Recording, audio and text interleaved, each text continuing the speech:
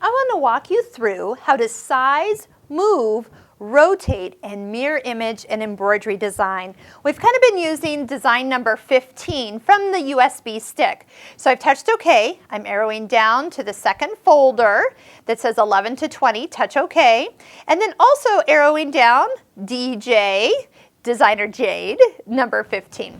So when this design comes in, one thing that you do have the ability to do is actually size it just a little bit. But before we do anything, I want you to notice that if I touch Alt, this shape here is the size of hoop it thinks it should be using, the 150 by 150 hoop.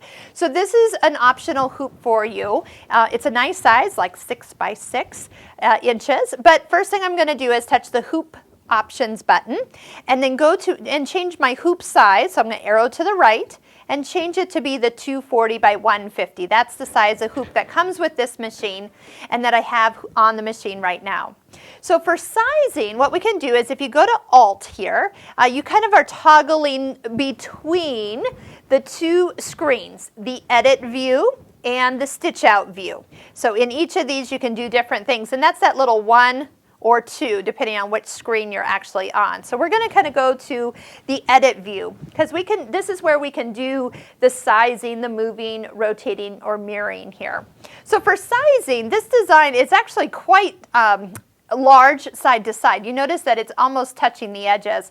So if I try to make it any wider, it doesn't let me do that. And that's with this plus and minus. But if I wanted to reduce the size slightly, it kind of lets me do it about 20%. It also would let me do it in the top to bottom sizing, which means that I can do it unproportional too. If the numbers are highlighted, that means that they have been changed. So if I see a number that's not highlighted, that's when I'm back to the original size of this design.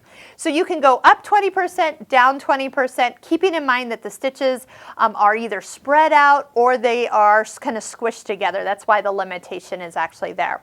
The other thing that we can do is move the design. So right now I can kind of move it up or down. Just hold your finger on the arrows.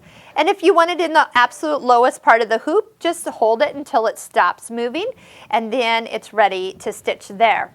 The next one is rotate. So we have the 90 degrees. So we can go ahead. Now I touched it one time and it absolutely flipped me. Not 90 degrees, it went straight to 180 degrees. So it flipped it upside down. And the reason for it is I'm too close to the lower edge. So I'm going to come up just a little bit, and then I'm going to flip it back. See, now it will give me those 90 and 270 degrees. So there's 0 degrees, there's 90, there's 180, and 270. And back to right side up. So that just by touching the 90-degree button will do just that.